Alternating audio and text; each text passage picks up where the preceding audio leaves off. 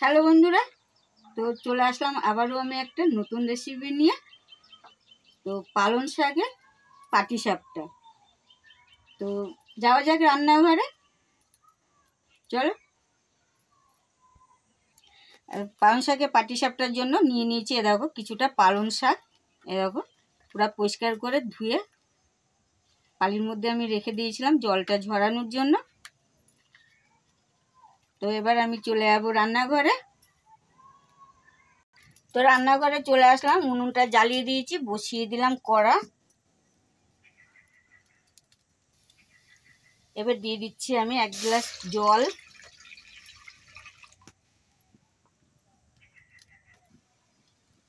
তো এবার আমি দিয়ে দিলাম এরকম পালং শাকগুলো উঠিয়ে দিলাম।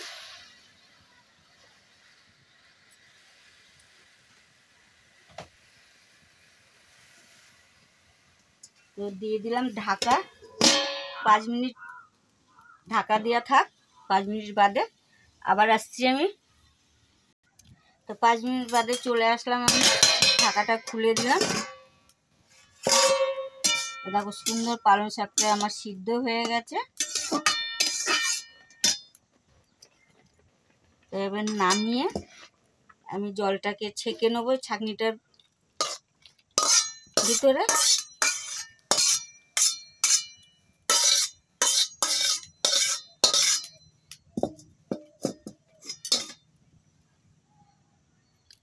এখানে নিয়ে নিয়েছি আমি 2টা নারকেল।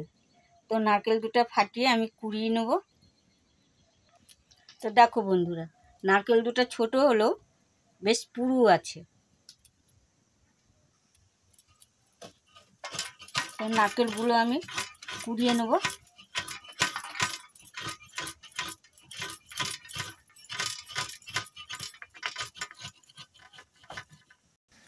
তো নারকেলটা দেখো কুড়িয়ে নিয়েছি, বেশ অনেকটাই হয়েছে, দেখেছো। তো দিয়ে দিচ্ছি আমি এখানে 1 কাপ চিনি। তারপরে দেখো তুলে দিলাম নারকেল কুড়া।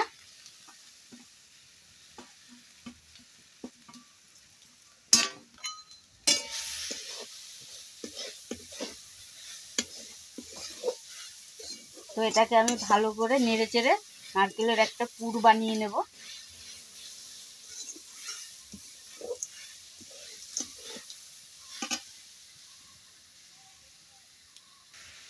তবে তোমরা চাইলে এখানে খেজুরের গুড়, এখন নতুন নতুন খেজুরের গুড় পাওয়া যাচ্ছে। তো খেজুরের গুড় নারকেলের পুর দিয়ে করতে পারো, আর আখের গুঁড়ো এর সঙ্গে দিতে পারো। আর যেহেতু আমার চিনি আছে, তো আমি এর জন্য চিনি দিয়েই করে নিলাম। দেখো সুন্দর চিনির কালারটা এসছে, দেখো বেশ সুন্দর লাল হয়ে গেছে। মনে হচ্ছে কি এখানে আমি গুড় দিয়ে পুরটা করলাম।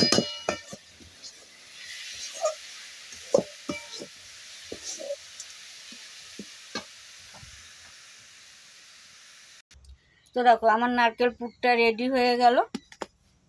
এবার আমি দিয়ে দেবো এই মিক্সারে পালং শাকটা। দেখেছো, পালং শাকটা দিয়ে দিলাম। তো এবার আমি মিক্সিতে পালং শাকটাকে পেস্ট করে নেব। তো আমি মিক্সিতে পালং শাকটা পেস্ট করে নিলাম, দেখেছো পালং শাকটা। তো দেখো আবারও আমি ছাঁকনিটার মধ্যে দিয়ে দিলাম, ভালো করে ছাঁকনিটাকে পালং শাকটাকে আমি ছেঁকে নেব। হ্যাঁ, যদি কোনো পালং শাকের আর কি কিছু থেকে থাকে তা আর পাটিসাপটার মধ্যে যাবে না। তো এইভাবে আমি পালং শাকের গ্রেভিটা বার করে নেব। তো দেখো সুন্দর গ্রেভিটা বেরিয়ে গেল পালং শাকটাকে চটকানোর পরে। তো এবার আমি এই পাত্রটার ভিতরে দেখো 1 কাপ সুজি দিয়ে দিলাম। তারপরে দিয়ে দিলাম এরকম 2 কাপ ময়দা। তো আগে 1 কাপ দিয়ে দিয়েছি, আর এই 1 কাপ 2 কাপ ময়দা। তারপরে দিয়ে দিচ্ছি এরকম আমি স্বাদ মতন নুন, দিয়ে দিলাম স্বাদ মতন চিনি। তারপরে দিয়ে দিচ্ছি দেখো এখানটায় 1 গ্লাস জল,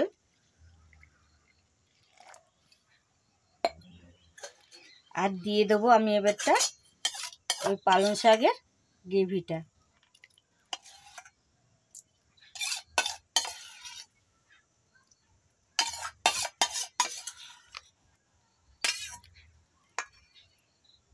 তো ভালো করে একে আমি এবার মিক্সড করে নেব।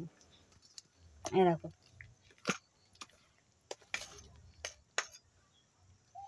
তো দেখো বন্ধুরা, সুন্দর আমি ব্যাটারটা তৈরি করে নিয়েছি। তো এবার আমি একে 5 মিনিট আবার ঢাকা মেরে রেখে দেবো। চলো, তো এটা 5 মিনিট ঢাকা মারা থাক। তো চলে আসলাম 5 মিনিট বাদে। তো ঢাকাটা আমি খুলে দিলাম। তো দেখো সুন্দর ব্যাটারটা একটু ফুলে উঠেছে, দেখেছো এই যে। আর এখানে আমি চাটুটাও বসিয়ে দিলাম, আর নিয়ে নিয়েছি দেখো এখানটায় বাটিতে সরষের তেল। তো সরষের তেলটা আমি এই কলা গাছের এই ডেগোটা দিয়ে চাটুতে ঘষে দেব।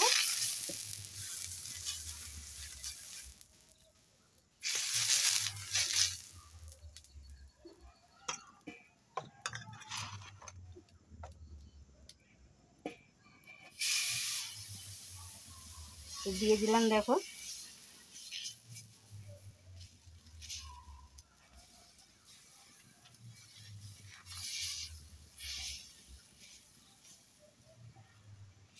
সুন্দর এরকম করে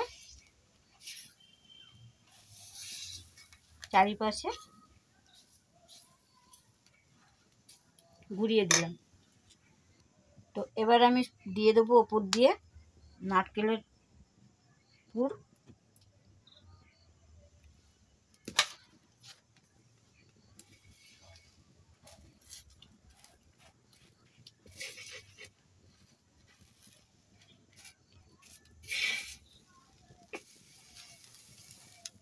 তো দেখো বন্ধুরা, দেখেছো কত সুন্দর হয়ে গেল। আর চলো বাকিগুলো ভেজে নিই। আবারও আমি একটা দিয়ে দিলাম। তো এটার উপর দিয়েও আমি পুর দিয়ে দিয়েছি। তো এবার আমি এটাকে আস্তে আস্তে মুড়িয়ে নেব।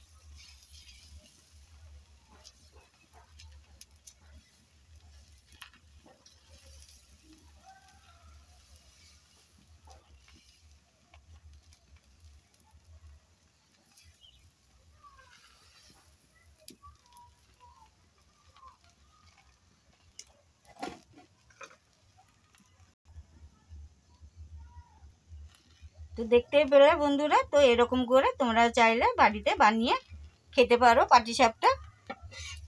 তো আমি এই ধরনের রেসিপিটা আজকে ফার্স্ট বানালাম।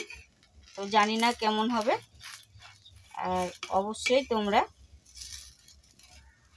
চ্যানেলটাকে সাবস্ক্রাইব করে পাশে থাকবে ও সাথে থাকবে।